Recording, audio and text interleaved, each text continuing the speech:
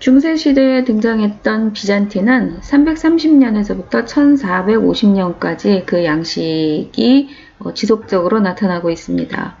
초기 기독교는 초기라고 붙어져 있는 말 그대로 330년에서 800년 사이에 나타났던 어떠한 하나의 특징적인 양식을 일컬는다고 할 수 있고요. 로마네스크는 비잔틴을 이어서 800년에서 1110년대 또는 1200년대까지 나타난 그러한 중세의 디자인 양식이라고 할 수 있습니다. 고딕 양식에 대해서 여러분들도 익히 들어서 알고 있을 텐데요. 우리가 보통 성당 건축이라고 하면 고딕 양식의 건축이 굉장히 아름답고 화려하기 때문에 일반인들에게도 굉장히 잘 알려진 양식이라고 할 수 있는데요. 이것은 중세 후기에 해당하는 1100년 이후에서 1500년, 그러니까 14세기 말 또는 15세기까지 나타났던 그러한 양식이라고 할 수 있습니다. 이 중세 유럽은 기독교를 중심으로 해서 성립되고 발전하였다고 할 수 있는데요. 그렇기 때문에 교회와 이러한 그 수도원의 권위가 굉장히 막강했습니다. 그렇기 때문에 성당 건축이 주를 이루고 있는데요. 성당 건축 이외에도 회화나 조각 또는 공예 또는 가구들이 그렇기 때문에 성당 건축에 매우 종속적인 위치에 있다고 할 수 있습니다. 그렇기 때문에 이 중세시대의 그러한 그 예술은 형식 자체의 미라는 것을 추구한다기보다는 신의 권위 또는 성서의 이야기를 설명하는 내용들 등의 내용을 담고 또 그것을 시각화하는 것이 목적이었다고 할 수 있습니다. 그렇기 때문에 중세의 미술은 근세에 필요로 하는 그 가구나 예술에서의 사실성과는 전혀 다른 기조를 가지고 있다고 할 수 있죠. 그래서 상징이라든가 신비 또는 추상적인 그러한 형태의 것들이 전개되었다고 할 수 있습니다.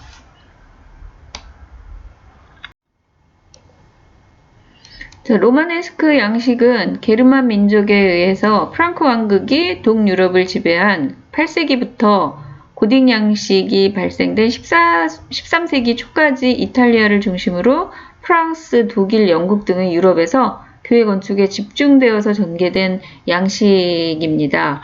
고딕 양식 전까지의 과도기적인 건축 양식으로 알려져 있죠. 이 9세기경에 노르만족이 침입해서 중세는 이제 암흑시대가 시작됩니다. 교회의 권위와 세력이 크게 확대돼서 기독교 중심의 건축이 활발했던 그런 시기라고 할 수 있죠. 11세기 중엽이 되면서 진정한 의미의 유럽이 출현했다고 할 수 있습니다. 이 그리스도 교회 제도와 봉건 제도에 의해서 굉장히 문화적인 일관성을 갖게 되죠. 이 시기에는 또 교회의 권위와 세력이 크게 확대돼서 기독교 중심의 건축이 더욱 활발해진다고 할 수 있습니다. 교회에는 교황이나 주교, 또 성직자, 또 평신도로 상하 위계 질서를 딱 갖추게 되면서 조직화되기 시작합니다. 기독교 성지를 방문하는 그 순례가 굉장히 성행하게 되는 그러한 시기라고 할 수 있습니다. 이 로마네스크 양식의 구조는 조금 변화를 갖게 되는데요.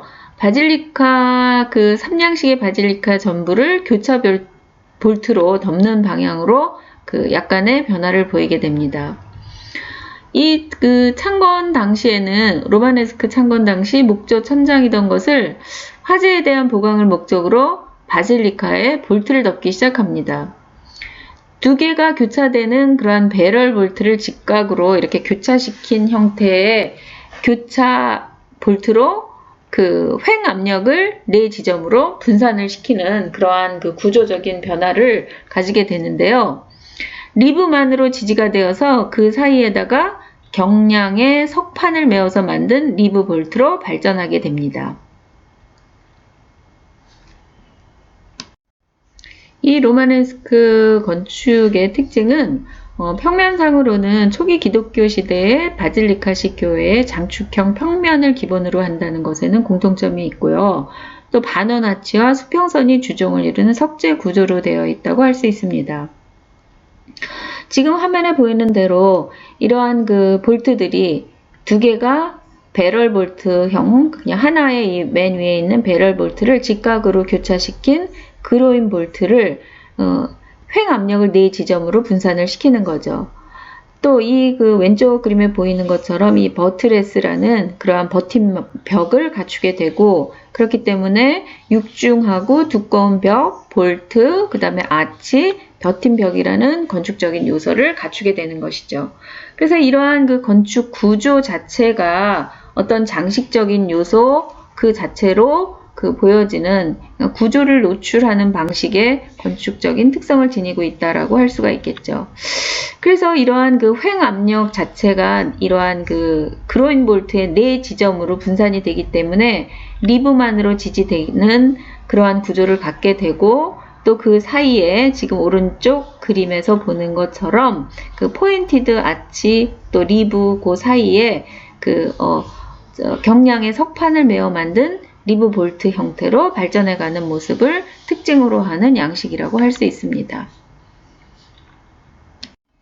자, 평면상으로 볼 때는 내부 공간이 3차원적인 기둥 간격의 이러한 단위로 구성이 된다고 할 수가 있겠죠.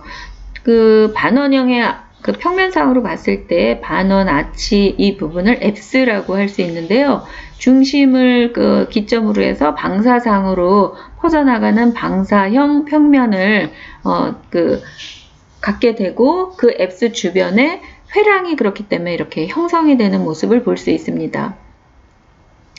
이 로마네스크 양식에서 교호식 평면이라는 스테글레드 플랜이라는 것이 나타났는데요. 소규모 공간을 트랜셉트, 십자형교의 팔 부분이라고 할 수 있는 트랜셉트와 주 앱스 사이에 이렇게 교차하면서 붙여 있는 그러한 평면을 말하고, 이때는 더 잦은 미사가 열렸기 때문에 더 많은 재단과 공간이 요구됨에 따라서 이렇게 변화를 가져오는 것을 볼 수 있습니다. 자, 로마네스크 시대 가구에서는 비잔틴 양식의 지방 특유의 요소가 융합되어서 형성되는 특별한 양식이 보여지는 것을 볼 수 있습니다. 로마네스크 양식의 가구는 그렇기 때문에 어떠한 그 장식적인 부분에 있어서는 상당히 동양적이고 또 추상적 형태이면서도 기하학적이고 환상적인 세계를 드러내는 특징을 이때부터 보여준다고 할 수 있습니다. 이 로마네스크 양식의 가구를 대표하는 가구는 독일 지방에서 제작된 특별한 가공법을 이용해 목재 환봉, 그러니까 둥그런 모양의 다리를 부착한 그러한 그 농민 의자라든가, 또 스칸디나비아 지방에서 제작된 사각형의 다리와 뒷판으로 만들어진 의자, 이러한 것들이 발견된다고 할 수 있고요. 의자 및 책상, 또 의류를 수납하는 그러한 수납장, 그 다음에 의자를 겸용한 철과 청동 장식으로 된 궤짝, 또 스위스에서 제작된 아치형의 다리를 부착시킨 호두나무 궤 등을 대표로 들 수 있는데요. 가구의 역사를 공부하다 보면은 정말 그 시대에 딱 맞는 적합한 그러한 가구 사례를 사실 이 중세 시대의 가구에서 우리나라에서 찾아내기라는 것은 사실 쉽지는 않습니다. 그래서 다음번에 더 기회가 되면 출처와 또 그 형태와 제작 연도가 확실한 사례들을 다시 한번 더 학습하는 기회를 갖도록 하겠습니다. 자, 마지막으로 중세시대의 마지막 양식인 고딕 양식은 13세기 초 프랑스에서 발생된 것으로 르네상스 건축이 발생된 15세기까지 프랑스, 독일, 영국 등 중북부 유럽에서 전개된 건축 양식으로 알려져 있는데요. 초기 기독교라든가 또 로마네스크 시대를 지나면서 형성된 중세 교회 건축이 완성된 역사상 가장 종교 건축의 절정기를 이루는 시대에 나타난 그 양식이라고 할 수 있습니다. 그렇기 때문에 우리는 고딕 양식에 대해서 상당히 친숙한데요. 사실상 이 고딕이라는 명칭은 북유럽의 야만족인 고트족에서 기원한 것으로 여겨져서 붙여진 이름이라고 합니다. 이 고딕이라는 용어가 처음에는 성당 건축의 용어로서 사용이 되었지만 오늘날에는 이 13세기에서 또 12세기 후반부터 15세기에 걸쳐서 나타나는 미술 전반을 가르치는 문화사적인 용어로서 정착되었다고 볼 수 있습니다. 이 당시에 유럽은 십자군 전쟁으로 인해서 동양과 아주 빈번한 그 대립을 맞게 되죠. 그러면서 서로 새로운 문물을 교환하게 되고 또 도시가 부흥하게 되고 이때 시민 계급이 성장하게 됩니다. 또 화폐가 등장하면서 화폐 경제로 인해서 생겨난 부의 증가가 계급사회, 과거의 봉건사회에 큰 혼란을 초래하게 되죠. 이 시기에 뭐 백년 전쟁이라든가 흑사병 등 아주 굉장히 격변하면서도 혼란한 시대가 이 시대라고 할 수 있고요. 십자군 전쟁이 실패로 돌아가면서 종교적인 신앙심이 좀 냉각되게 되고 또 이러한 것은 교황권을 쇠퇴하는 결과로 이어지게 되면서 이 봉건제도에서의 정치 체제가 절대군주제의 거대 국가로 성립되기 시작한다고 할 수 있습니다. 이러한 그 시대적, 문화적, 정치적인 배경을 가진 고딕 양식은 중세시대의 마지막 그 양식이라고 할 수 있는데요. 여러 가지 건축적으로는 특징이 나타나게 됩니다. 로마네스크 양식과 비교를 많이 하게 되는데요. 일단은 포인티드 아치라는 첨두형 아치가 굉장히 뾰족해지죠. 그래서 아치의 반지름을 이때는 자유롭게 더하거나 줄이거나 하는 아주 자유로운 가감이 이루어지고 또 아치의 정점의 위치가 변화되면서 반원형 아치에 비해서 하중을 지지하는 능력이 증가되게 됩니다. 또 로마네스크 양식에서 보여줬던 볼트, 리브 볼트가 교차 볼트 또 이런 것들이 로마네스크 양식에서 사용되었죠. 이 교차 볼트, 교차 볼트의 리브 볼트라는 것이 이제 이렇게 두 개가 교차되는 볼트의 그 형식을 말하는데요. 교차 볼트의 첨두형 아치의 리브를 덧대가지고 구조적으로 보강을 하게 됩니다. 그래서 이렇게 첨두형 아치, 굉장히 뾰족한 포인티드 아치의 사용으로 리브 볼트의 구조 체계가 이렇게 정방형에 국한되지 않고 장방형도 가능하게 되는 그러한 그 기술적인 변화를 이루게 됩니다. 또 그 로마네스크 양식에서 본 거와 마찬가지로 버트레스라는 그러한 그 플라잉 버트레스, 날개에 해당하는 벽이죠. 이거의 신랑, 그러니까 아까 말한 네이브의 상부의 리브 볼트와 그 층량의 부축벽을 연결하는 반아치 형태의 부재 플라잉 버트레스라는 것이 등장하게 되고요. 기둥이 이제 하중을 전담함으로써 벽체가 하중으로부터 해방하게 되면서 계구부 면적이 상당히 증가하게 되죠. 이러한 그 이제 건축에서의 굉장히 그 발전된 모습을 보여주게 되는 것이 결국은 고딕 그 양식이라고 할 수 있습니다. 자, 플라잉 버트리스라는 것은 지금 화면에 보여지는 대로 그 세부적인 그림이 나와 있는데요. 신랑, 가운데 부분에 네이브라는 곳에 리브 볼트와 윗부분에 아치가 보이죠? 거기 부분이 교차되어 있는 리브 볼트와 또 층랑이라는 그 회랑인데 옆에 있는 회랑을 말하죠? 그것의 부축벽을 연결하는 반아치 형태의 부재를 플라잉 버트리스라고 불리죠. 이 플라잉 버트리스와 기둥이 하중을 전담함에 따라서 벽체가 하중으로부터 해방되어서 계구부의 면적이 증가하게 되는 특징을 보인다고 앞장에서 설명한 바 있습니다. 또 하나 이 그 고딕 건축의 특징이라고 할 수 있는 트레이서리라는 것이 있는데요. 이 트레이서리라는 것은 창 윗부분에 장식적인 구조물로 기하학적인 문양이나 선을 그려넣는 오른쪽에 보여지는 그림과 같이 장미창 등을 장식하는 돌로 만들어진 골조를 말합니다. 그래서 이 고딕 시대에는 이 트레이서리 때문에 외부에서나 내부에서나 상당히 정교하면서도 화려한 그러한 그 건축물들이 탄생하게 되는 것이지요. 또 고딕 양식이라고 하면 뭐니 해도 정말 아름다운 스테인드 글라스를 들 수가 있죠. 지금 화면에 보시는 대로 상당히 아름다운 스테인드 글라스들이 그 아치 사이사이에 윗부분에는 트레이서리가 있고요. 끼워져 있는데요. 이 고딕 양식이 그러한 리브 볼트와 리브 볼트를 사용함으로 해서 그 계구부가 확대되면서 이러한 구조적으로 이러한 것들이 가능하게 되면서 고딕 건축에서의 공간 연출이 불가결한 요소가 됩니다.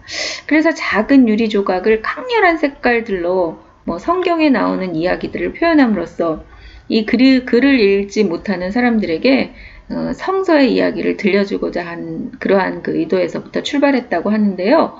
어쨌든 이러한 그 고딕 건축의 가장 큰 특징 중에 하나인 스테인드 글라스를 통해서 공간에 빛에 의한 극적인 효과를 만들어내는 것을 볼 수 있습니다. 정말 너무너무 아름답죠. 고딕 건축을 대표하는 그러한 건축물 중에 하나가 사르트르 대성당을 들 수가 있는데요. 이 사르트르 대성당은 1150년에 로마네스크풍의 성당이 화재로 소실되면서 서쪽 정면 등 일부를 제외하고는 모두 타버렸다고 합니다. 그래서 1100년대 후반에 재건됨으로써 고딕 양식의 절정을 보여주고 있는데요. 로마네스크의 평면적인 그러한 구획 체계의 모든 잔재가 최종적으로는 극복이 되면서도 이제 그 볼트 부분이 리브 볼트를 넘어서서 고딕 양식을 대표적으로 보여주는 건축물이라고 할 수 있습니다. 그 사르트르 대성당은 지금 화면에 보이는 대로 내외부가 상당히 아름답죠. 각 정면에는 거대한 그 장미창 이런 것들로 장식이 되어 있고 정말 거의 200개에 가까운 스테인드 글라스가 굉장히 유명하다고 합니다. 그 스테인드 글라스에는 뭐 최후의 심판이라든가 또는 뭐 영광의 그리스도 같은 종교적인 그런 성경에 나오는 이야기들을 이렇게 시리즈별로 담고 있다고 하고요. 이 그 사르트르 성당은 유네스코가 지정한 세계유산으로도 유명하죠. 이제 어떠한 새로운 개념의 색채를 인식시켰다고 한 4천여 개의 인물 조각상과 5,000명의 인물을 표현해 놓은 스테인드 글라스로 정말 유명하다고 합니다. 이 사르트르 성당에서 가장 유명한 것이 스테인드 글라스라고 할 수 있는데요. 정말 실제로 가서 보면 정말 너무너무 아름다워서 인간이 이러한 건축물을 창조해낼 수 있는지 정말 경이로울 정도의 그러한 그 완성 대걸작이라고 할 수 있습니다. 고딕 양식의 가구는 건축적인 주제를 가구 양식으로 적용한 것이 가장 큰 특징이라고 할 수 있습니다. 지금 화면에 보여지는 대로 건축에서 보여줬던 그러한 그 건축적인 형식들이 가구의 형태에 고스란히 닮아 있죠. 그래서 수직선이 강조된 직선 형태의 대부분이 전체 형상을 차지하고 있고요. 비율이나 크기가 그 고딕 건축만큼이나 육중한 느낌을 주고 거의 직사각형 형태로 디자인되어 있는 것을 볼 수 있습니다. 또 한 가구 안에서 건축의 형식이었던 뭐 아름다움이었던 그 트레이서리 같은 것들이 이렇게 부조 장식으로 담겨져 있는 것들도 특별히 볼 수 있겠죠. 그 다음에 가구 표면에다가 장식을 하는 뭐 린넨 폴트 장식이라든가 매듭 형태의 부조 장식들이 이 가구들에 적용되는 것을 볼 수 있습니다. 고딕 시대에 보여졌던 침대에는 네 귀퉁이에다가 지주를 부착시키고 그 위에다가 덮개를 씌우고 이러한 그 트런들 침대라는 것들은 하인이나 아이들이 사용하는 소형 침대를 가리키는 특별한 그런 침대 형식들도 있었다고 합니다. 고딕 양식의 가구나 북부와 중부 유럽에서 제작되는 그러한 동안에 가구는 그러한 그 기하학적인 형태로 발전을 하게 되죠. 어쨌든 고딕 양식의 가구는 도금을 하거나 또는 건축적인 주제가 주를 이루고 있고 좀 굉장히 우람하고 거대한 것이 큰 특징이죠.